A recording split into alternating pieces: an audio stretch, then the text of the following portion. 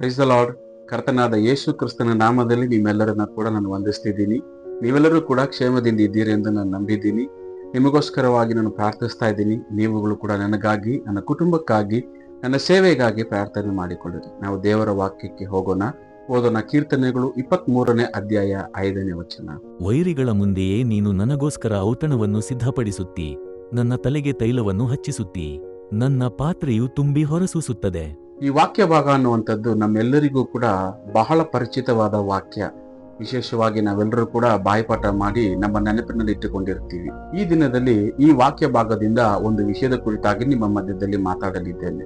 ನಮ್ಮ ಜೀವನದಲ್ಲಿ ನಮಗೆ ಏನಿರಲಿ ಏನಿಲ್ಲದೆ ಹೋಗಲಿ, ಶತ್ರುಗಳು ಅನ್ನುವಂಥವರು ಖಂಡಿತವಾಗಿ ಇದ್ದೇ ಇರ್ತಾರೆ. ಹಾಗೆ ಶತ್ರುಗಳು ಇದ್ದಾಗ ಎರಡು ವಿಷಯಗಳನ್ನು ನಾವು ಮಾಡ್ತೀವಿ. ಒಂದು, ಆ ಶತ್ರುಗಳನ್ನು ಅವರಂತೆ ಅವರಿಗೆ ಪ್ರತಿಯಾಗಿ ನಾವು ಕೂಡ ಅವರನ್ನ ದ್ವೇಷಿಸ್ತೀವಿ. ಎರಡು, ಅವರಿಂದ ನಾವು ದೂರ ಉಳಿದುಕೊಳ್ಳೋದಿಕ್ಕೆ ಇಷ್ಟಪಡ್ತೀವಿ. ಆದರೆ ಈ ವಾಕ್ಯ ಭಾಗವನ್ನು ಓದಿದಾಗ ಕೀರ್ತನೆಗಾರನು ಶತ್ರುವಿನ ಮುಂದೆಯೇ ದೇವರು ನಮ್ಮನ್ನ ಇಟ್ಟು ಉದ್ಧಾರ ಮಾಡುವನು ಎಂಬುದಾಗಿ, ಆತನು ಹೇಗೆ ಉದ್ಧಾರ ಮಾಡ್ತಾನೆ ಅನ್ನುವುದನ್ನ ನಾವು ದೇವರ ವಾಕ್ಯದ ಆಧಾರದ ಮೇರೆಗೆ ನಾವು ನೋಡೋಣ. ಎರಡು ಘಟನೆಯನ್ನ ನಾನು ನಿಮ್ಮ ಮಧ್ಯದಲ್ಲಿ ವಿವರಿಸ್ತೀನಿ. ಮೊದಲನೆಯದಾಗಿ ಈಸಾಕ. ಆದಿಕಾಂಡ ಪುಸ್ತಕ 26ನೇ ಅಧ್ಯಾಯ ವಚನ 12ರಿಂದ 33ರವರೆಗೂ ಈ ವಾಕ್ಯ ಭಾಗದಲ್ಲಿ ನಾವು ನೋಡುವಾಗ, ಮೊದಲನೆಯದಾಗಿ ಈಸಾಕನು ಗೆರಾರ್ ಅನ್ನುವಂಥ ದೇಶದಲ್ಲಿ ಬೀಜವನ್ನು ಬಿತ್ತಿದಾಗ 100ರಷ್ಟಾಗಿ ಪ್ರತಿಫಲವನ್ನು ಕಾಣ್ತಾನೆ.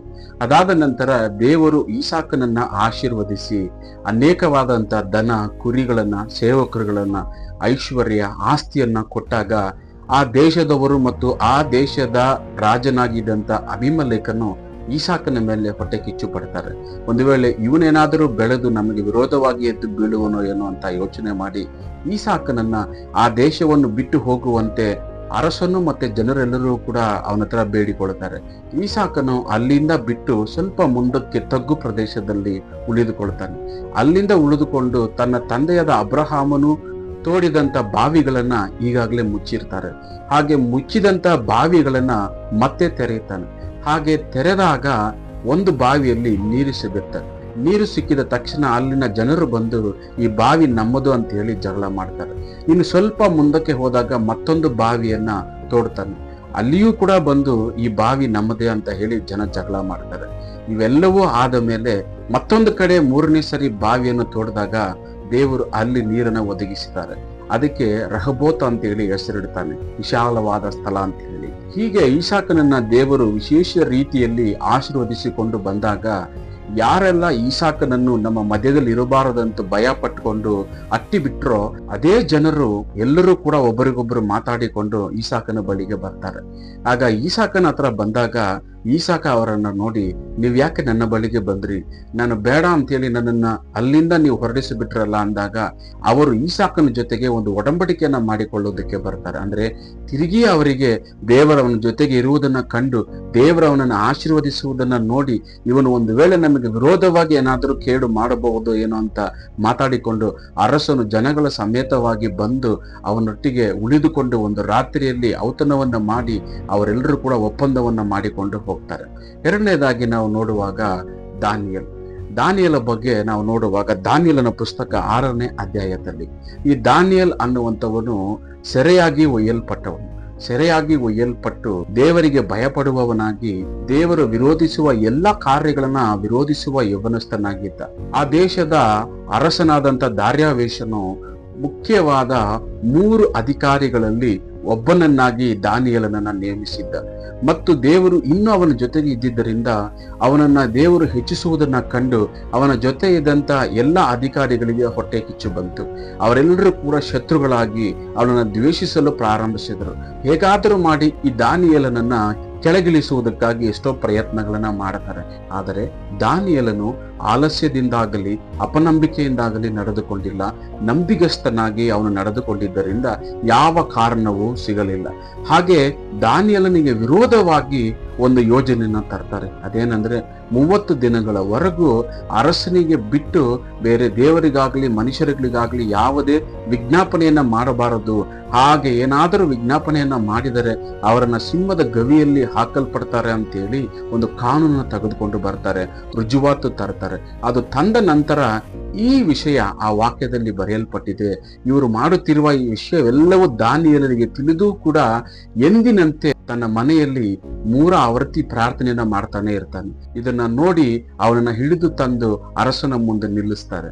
ಅರಸನು ಅವನ ಬಗ್ಗೆ ಚೆನ್ನಾಗಿ ತಿಳಿದಿದ್ರು ಕೂಡ ಇವರು ಮಾಡುವ ಒಳಸಂಚನ್ನ ಅರ್ಥ ಮಾಡಿಕೊಂಡು ಬೇರೆ ಏನು ಮಾಡುವುದಕ್ಕಾಗದೆ ಅವ್ರ ಕೈಗೆ ಒಪ್ಪಿಸಿಕೊಟ್ಟ. ಇವನನ್ನ ತೆಗೆದುಕೊಂಡು ಹೋಗಿ ಸಿಂಹದ ಗವಿಯಲ್ಲಿ ಹಾಕ್ತಾರೆ. ಆದರೆ ಸಿಂಹ ಅವನಿಗೆ ಯಾವುದೇ ಕೇಡನ್ನು ಮಾಡದಂತೆ ದೇವರು ತನ್ನ ದೂತರುಗಳನ್ನು ಕಳುಹಿಸಿ ಸಿಂಹದ ಬಾಯಿಗಳನ್ನ ಕಟ್ಟಿ ಹಾಕ್ತಾರೆ. ನೋಡಿ, ನಾವು ಇರುವ ಜಾಗದಲ್ಲಾಗಲಿ, ನಾವು ಕೆಲಸ ಮಾಡುವ ಸ್ಥಳದಲ್ಲಾಗಲಿ, ನಾವಿರುವ ಸಭೆಯಲ್ಲಾಗಲಿ, ನಾವು ಸೇವೆ ಮಾಡುವ ಸಂಸ್ಥೆಯಲ್ಲಾಗಲಿ, ನಮ್ಮ ಶತ್ರುಗಳು ನಮಗೆ ವಿರೋಧವಾಗಿ ಯಾವಾಗಲೂ ಕೇಡನ್ನು ಕಲ್ಪಿಸುತ್ತಲೇ ಇರ್ತಾರೆ. ನಮ್ಮ ಶತ್ರುಗಳಿಗೆ ಭಯ ಏನು? ದೇವರು ನಮ್ಮನ್ನ ಆಶೀರ್ವದಿಸುವುದನ್ನ ಕಂಡು ಅವರಿಗಿಂತ ನಾವು ಮೇಲಕ್ಕೆ ಬರುವುದನ್ನ ಅವರಿಂದ ಸಹಿಸಿಕೊಳ್ಳುವುದಕ್ಕಾಗುವುದಿಲ್ಲ.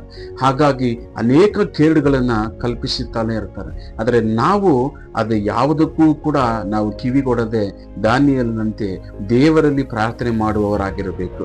ಈಸಾಕನಂತೆ ದೇವರನ್ನ ಆತುಕೊಂಡು ಮುಂದಕ್ಕೆ ಸಾಗುವವರಾಗಿರಬೇಕು. ನಮಗೆ ವಿರೋಧವಾಗಿ ಈ ರೀತಿ ಶತ್ರುಗಳು ಎದ್ದು ಬರ್ತಾರೆ. ಎದ್ದು ಬಂದಾಗ ನಾವು ದೇವರಿಗೆ ಒಪ್ಪಿಸಿಕೊಟ್ಟು ಅವರಿಗಾಗಿ ಪ್ರಾರ್ಥಿಸಿದಾಗ ಖಂಡಿತವಾಗಿ ದೇವರು ಅವರ ಮುಂದೆ ನಮ್ಮನ್ನ ಮೇಲಕ್ಕೆ ತರುವ ದೇವರಾಗಿದ್ದಾರೆ. ದೇವರ ವಾಕ್ಯದಲ್ಲಿ ಬರೆಯಲ್ಪಟ್ಟಿದೆ, ಮುಯ್ಯಿಗೆ ಮುಯ್ಯಿ ತೀರಿಸುವುದು ನನ್ನ ಕೆಲಸ ಎಂಬುದಾಗಿ. ನಾವು ದೇವರಿಗೆ ವಹಿಸಿ ಬಿಡುವಾಗ ದೇವರು ಅದನ್ನು ನೋಡಿಕೊಳ್ತಾರೆ. ದೇವರು ಖಂಡಿತವಾಗಿ ನಮ್ಮ ಶತ್ರುಗಳ ಮುಂದೆ ನಾವು ತಲೆ ತಗ್ಗಿಸಲ್ಪಡದಂತೆ, ನಾವು ಕೆಳಗಿಳಿಯದಂತೆ, ಒಂದು ವೇಳೆ ಕೆಳಗಿಳಿದರೂ ಕೂಡ ಆತನು ಮೇಲಕ್ಕೆ ತಿರುಗಿ ತಂದು ನಿಲ್ಲಿಸುವ ದೇವರಾಗಿದ್ದಾರೆ. ದಾವೀದನು ಸೌಲನನ್ನು ಕಂಡು ಕೆಲಕಾಲ ಅಲ್ಲಿ ಇಲ್ಲಿ ಓಡಬೇಕಾಗಿತ್ತು. ಆದರೆ ದೇವರು ತಿರುಗಿ ಅವನನ್ನ ಕರೆದು ಸಿಂಹಾಸನದಲ್ಲಿ ಕುಳ್ಳಿರಿಸಿದನು. ಹಾಗೆ ದೇವರನ್ನ ಆತುಕೊಂಡಿರುವವರಿಗೆ, ಯಾರೆಲ್ಲ ದೇವರಿಗೆ ಒಪ್ಪಿಸಿಕೊಡ್ತಾರೋ ಅವ್ರನ್ನೆಲ್ಲ ದೇವರು ಶತ್ರುಗಳ ಮುಂದೆಯೇ ಔತಣವನ್ನು ಏರ್ಪಡಿಸಿ ಅವರ ತಲೆಗೆ ಅಭಿಷೇಕವನ್ನು ಮಾಡುವ ದೇವರಾಗಿದ್ದಾರೆ. ನಾವು ಪ್ರಾರ್ಥನೆ ಮಾಡೋಣ. ಸ್ತೋತ್ರ ಕರ್ತನೆ, ಅಪ್ಪ, ನಮ್ಮನ್ನು ಅತಿ ಹೆಚ್ಚಾಗಿ ಪ್ರೀತಿಸುವ ತಂದೆಯಾದ ದೇವರೇ, ಈ ಒಂದು ಸಂದರ್ಭದಲ್ಲಿ ನಿನ್ನ ವಾಕ್ಯದ ಮೂಲಕವಾಗಿ ಅನೇಕ ವಿಷಯಗಳನ್ನು ನಾವು ಕಲಿತಿದ್ದೇವೆ.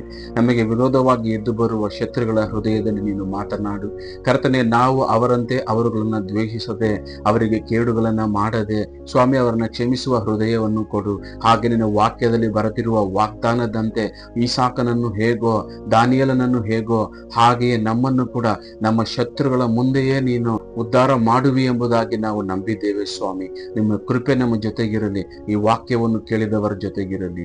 ನಮ್ಮ ಕರ್ತನು ಒಡೆಯನೂ ಆಗಿರುವ ಯೇಸುವಿನ ಹೆಸರಲ್ಲಿ ಬೇಡುತ್ತೇನೆ ತಂದೆ, ಆಮೇನ್, ಆಮೇನ್. ದೇವರು ನಿಮ್ಮನ್ನ, ನಿಮ್ಮ ಕುಟುಂಬವನ್ನು ಆಶೀರ್ವದಿಸಲಿ. Praise the lord.